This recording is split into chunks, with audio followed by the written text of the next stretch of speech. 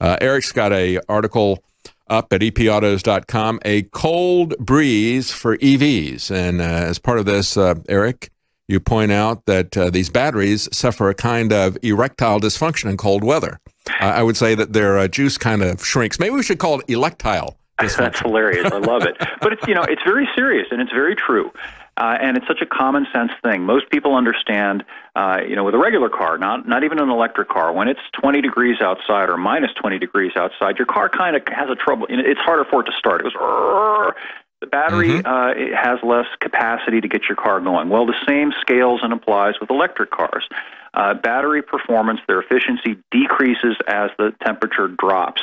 And as everybody knows, last week we had this massive winter cold front move through the country, and a lot of people were dealing with extraordinarily cold weather. And voila, they found out that the range of their electric cars in many cases dropped by 40 or 50% or more.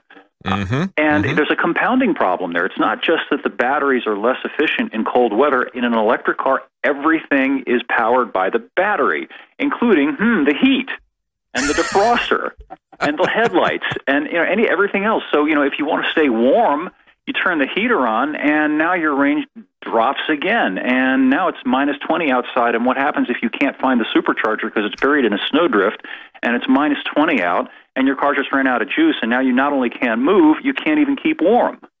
And the Democrats are so happy because they didn't want you moving in the first place. Yeah, AAA actually did this and quantified it. They looked at cars, and it's not just the cold, it's also the heat. They looked at cars and the effect on electric cars and their batteries, and they looked at cars at 20 degrees Fahrenheit and at 95 degrees Fahrenheit. Well, I got news for everybody. It was a lot colder than 20 degrees in Illinois and the Midwest over the last couple of weeks. Much.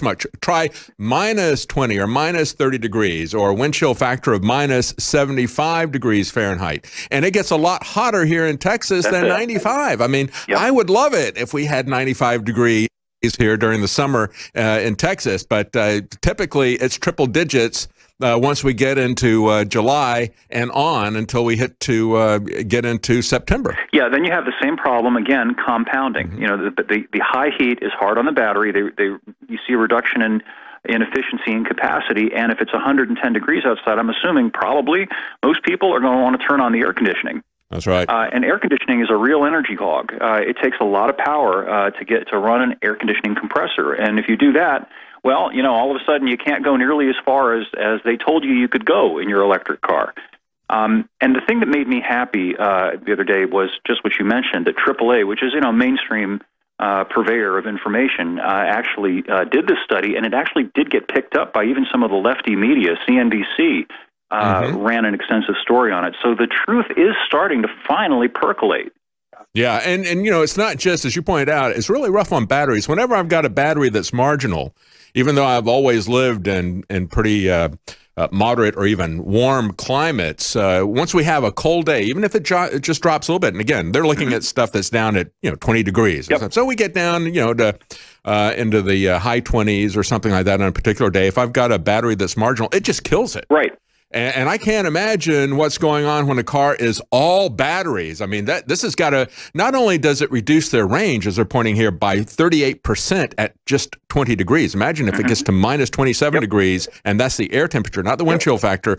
What is it doing to those, not just the range of the batteries, but what is it doing to the batteries themselves in terms of their life? I mean, is it killing all these batteries? And then how expensive is that when you got to replace the batteries in an electric car? That's the most expensive thing. Yeah, there's a whole checklist of problems here. Another one is that the safeguard, the Band-Aid, in order to prevent the battery from, there's a term, and you're probably familiar with this in electronics, called bricking. If one of these batteries gets below a certain temperature, it literally fuses and is no longer useful. Yep. So what they do is they build in an internal heater to keep the battery temperature at a certain point. But again, there's no free lunch when it comes to energy. And so you have to use energy to keep the battery going, but that reduces the range of the car, and then you get the compounding problem. Turn on the air conditioner, turn on the heat. It's hot outside or it's cold outside. There are so many problems with these electric cars that most people, once they become aware of these problems, would want nothing to do with them, and that is exactly why they're being forced down people's throats. Yeah, and when we look at that, the fact that we've talked about many times that only 1% of the people choose electric cars, even though they were heavily subsidized. We just had the middle of this week, Tesla slashing their North American delivery team by more than half. These are the people, again, Tesla doesn't have a dealer network. They deal with people directly. These are people that they hired specifically for this massive demand, we were told, of the Model 3. And it looks like that massive demand for Model 3s has just bricked. Well, not only that, and you and I talked about this several weeks ago. There is the matter of the fraud that was perpetrated, in my opinion, I'll use that word, it's a strong word, by Musk, who told everybody, the SEC, the public, that he was going to be offering a $35,000 electric car and took deposits from, I don't know, tens of thousands of people for this alleged $35,000 electric car. Well, guess what? He's not selling it. He's not delivering it. The only Model 3 you can get is the one that starts, and again, that's also deceitful, starts at $44,000, but its actual price, once you've added a couple of options to the thing, is close to $60,000. Yeah. Yeah. It's kind of like the fraud that the SEC found him guilty of when he said he's got outside funding that's going to be coming in on 420. Yeah, and by then, the way, and then they gave him a slap on the wrist. Yeah, I mean, they didn't put him in jail. They didn't say that he lied to them or whatever and throw him in jail, or that he was doing insider trading or manipulating the stock market. A lot of people lost a lot of money because of that joke. Sure, and I'd like to know when I can get my ticket, for my to take the rocket ship to Mars. Remember that one? Yeah, that's well, he did find a good use for his Tesla Roadster. Shoot it into space. And the battery died almost immediately too.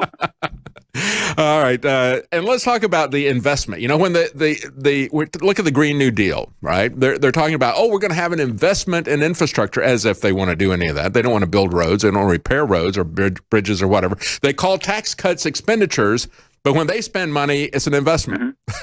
Yeah, it's a manipulation of language, analogous to being called a customer of the IRS or the DMV. Yeah, words just somehow become the opposite of what their meaning used to be. The Fourth Amendment says that we're supposed to be free from unreasonable searches, when now we're subject to being stopped at random without probable cause. That's right. Yeah, this is an investment, just like these other measures are for our safety and for our security. Thanks for joining us. Your website, Eric, is a wealth of information about freedom. And right now, there's a lot of different things. Free speech, our freedom to protect ourselves, gun prohibition, that's coming up. We're going to talk about that. But also our freedom to move. I mean, we don't have that's not specifically enumerated in the Bill of Rights. That doesn't mean that we don't have it, but it means it's easier for them to gaslight the American public. EPautos.com. Thank you, Eric.